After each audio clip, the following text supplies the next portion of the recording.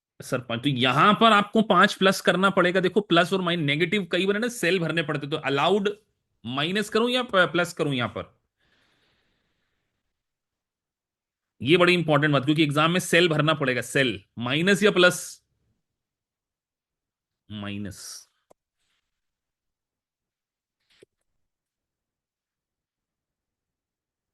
अब पैसिव के कारण कितना?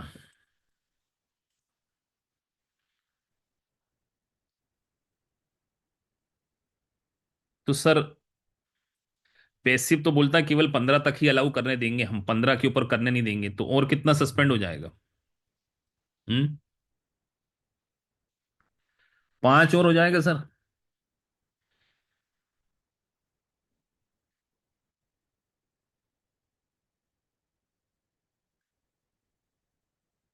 बस टोटल लगा दो। तो 25 में से 10 गए तो अलाउड हो गया 15। ये आएगा आपसे। 25 और 5, 35। अल्टीमेटली इसका टोटल आपको पता होना चाहिए कि ये 50,000 का। ये टेबल समझना बहुत इंपॉर्टेंट है, तो एग्जाम के पैनिक सिचुएशन में आप ये प्लस माइनस अगर गलत करके आ जाते। ये मैं पहले भी बता चुका हूं, लेकिन ये कंसेप्ट काफी इंपॉर्टेंट है, दैट्स वाई मैंने इसको फिर से रिपीट करा है।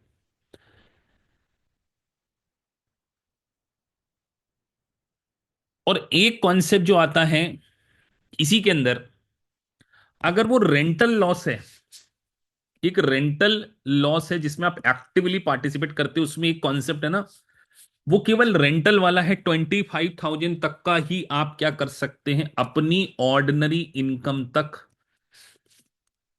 सेटअप। ये रूल केवल rental property, real estate property की रेंट वाला है। लेकिन उसमें लिमिटेशन कितनी है? एजीआई है या मैगी है? एजीआई है ना?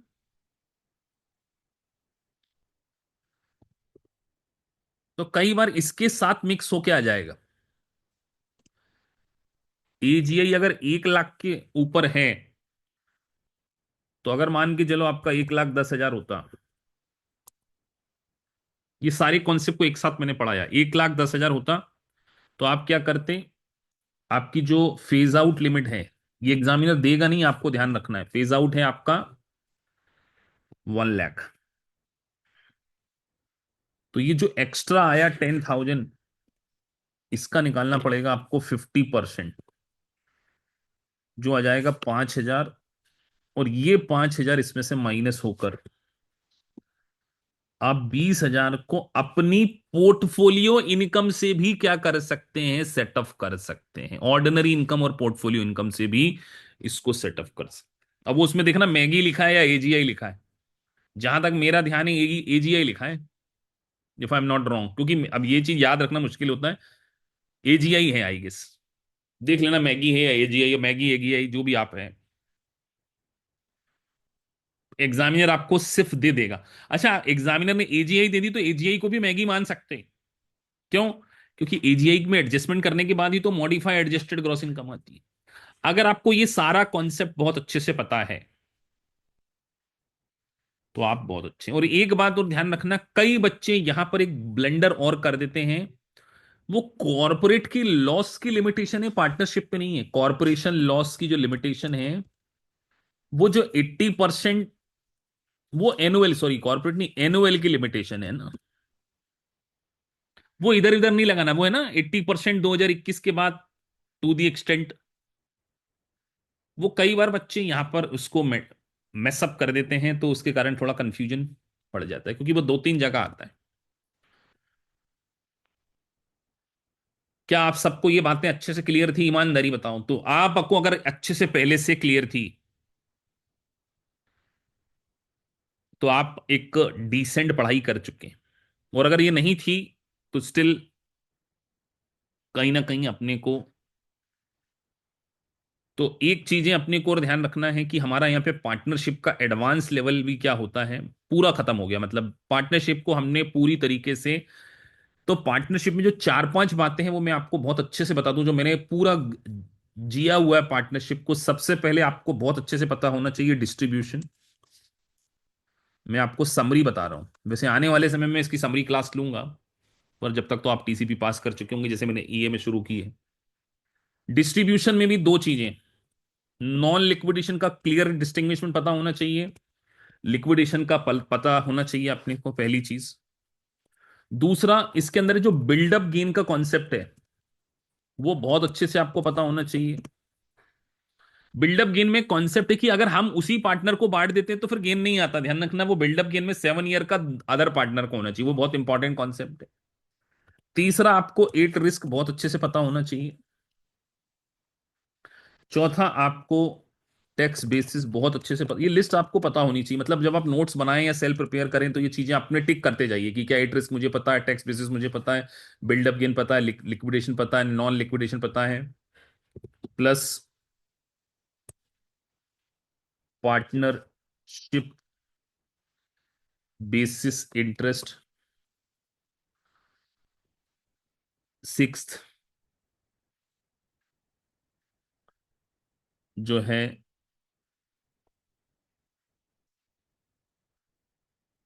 एक आउटसाइड बेसिस और इनसाइड बेसिस भी कई बार क्वेश्चन आया था, outside basis versus inside basis बहुत अच्छे से पता होना चाहिए। जल्दबाजी मत करना है।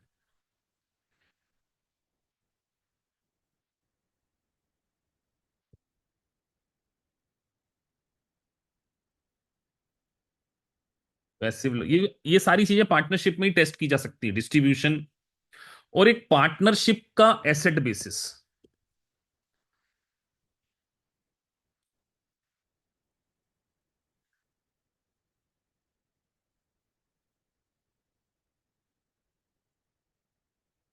और नाइन्थ जो कि महा डेंजरस है, पार्टनरशिप की जो लाइबिलिटी होती है उसमें हम कई बार जल्दबाजी में भूल जाते हैं कि यार पार्टनरशिप ने लोन ले रखा है तो हमें उसका परसेंटेज जोड़कर हमारा बेसिस कैलकुलेशन करना है, क्योंकि बेसिस निकलता ही आपका कैपिटल। कई बार एग्जामिनर आपको एक छोटी सी चीज दे देगा, capital plus debt basis is equal to adjusted basis कहलाता, पता चला उन्होंने कैपिटल बैलेंस दे दी और आप ढूंढ रहे हैं बेसिस कहां है, तो कैपिटल में जब डेट बेसिस जोड़ दिया जाता है तब जाके क्या निकलता है, कैपिटल में डेट बेसिस जोड़ दिया जाता है तब निकलता है एडजस्टेड बेसिस। ये पता है कि नहीं आपको? यार आपने कहीं बुक तो पढ़ी होगी एक बार कि नहीं?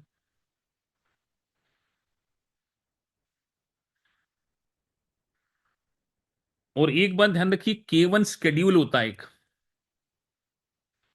K1 शेड्यूल जो होता है, जब पार्टनरशिप अपने पार्टनर्स को सेपरेटली स्टेटेड आइटम देती है तो उसका वो देती है, ये भी आपको बहुत अच्छे से पता होना चाहिए।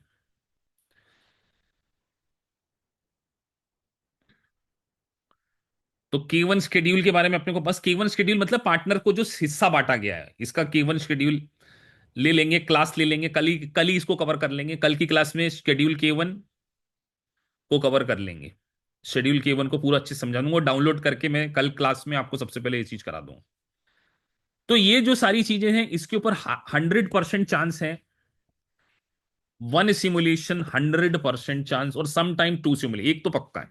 इतने कॉन्सेप्ट जो मैंने आपको लिख दिए हैं, अगर आपका ये इसमें मास्टरी है, 100% आपको एक सिमुलेशन देखने को मिलेगा इस पे, चाहे वो लिक्विडेशन बेसिस हो या नॉन लिक्विडिंग बेसिस हो या बिल्डअप गेन से रिलेटेड हो, एट रिस्क जो मैंने भी आपको समझाया, पार्टनरशिप बेसिस, और जब पार्टनर्स एसेट बेसिस, जब डिस्ट्रीब्यूशन होता है तब पार्टनर के पास जो एसेट आती है उसका बेसिस, या जब पार्टनर्स कंट्रीब्यूट करता है तो उस फर्म के पास बेसिस। तो ये सारे कॉन्सेप्ट अगर आपने बहुत मजबूती से पढ़े हुए हैं तो आपको कोई दिक्कत नहीं आएगी। और एक चीज और ध्यान रखना, डिस्ट्रीब्यूशन के साथ साथ आपको एस कॉरपोरेशन के डिस्ट्रीब्यूशन को भी बहुत अच्छे से ऐसे एक लिस्ट बनानी चाहिए। तो कल के लेक्चर में मैं आपको K1 पढ़ाऊंगा और एस कॉरपोरेशन का रिवीजन कराऊंगा, एस कॉरपोरेशन के कुछ सिमुलेशन कराऊंगा ताकि एस और पार्टनरशिप को साथ में आप क्या कर सकें, बहुत अच्छे से कंप्लीट कर सकें। तो ये हमारी जो सीरीज चल रही है, आप ये समझिए कि कुछ इंपॉर्टेंट टॉपिक्स को डिस्कस करने के लिए, कुछ इंपॉर्टेंट सिमुलेशन को डिस्कस करने के लिए, एक्स्ट्रा सिम्स के प्रैक्टिस करने के लिए यू कैन बाय $67 का एक निंजा का सॉफ्टवेयर आता है। They are just providing 1 month access for 1 month access के लिए आप क्या कर सकते हैं, जा सकते। बट देखिए, एक्स्ट्रा क्वेश्चन करने से आपका कॉन्फिडेंस तो बढ़ जाएगा, ये मैं भी मानता हूँ। और लेकिन अभी नहीं लेना चाहिए, जब 1 डेढ़ महीने पहले, एग्जाम के पहले, क्योंकि $67 पर मंथ लेते हैं, तो अगर आप अगले 2 महीने में एग्जाम देने जा रहे हैं, तो मैं कहूंगा कि निंजा सॉफ्टवेयर से आप क्या करें, 1 मंथ का उसके क्वेश्चन डिफरेंट है, उसको आप क्या कर सकते हैं, एक बार कंसीडर कर सकते हैं।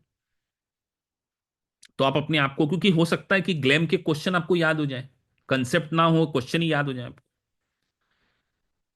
तो ये सारी चीजें आप कर सकते हैं। तो आई गेस आज का सेशन काफी फ्रूटफुल रहा होगा, आपको कुछ नया सीखा, आपने नहीं सीखा, थोड़ा फीडबैक दे दिया करो, पता चलता रहता कि आपको चीजें पता थी कि नहीं। और ये हमारा एक तरीके से एडवांस कंसेप्चुअल डिस्कशन चल रहा है, ये हम आगे और चलेंगे। हाँ, अभी इसको अपलोड कर दूंगा मैं। तो पार्टनरशिप में आई डोंट थिंक सो कि अब कोई ऐसा इंपॉर्टेंट पॉइंट बचता है जो मुझे कवर करना चाहिए, वो मैंने सारी चीजें कवर कर ली।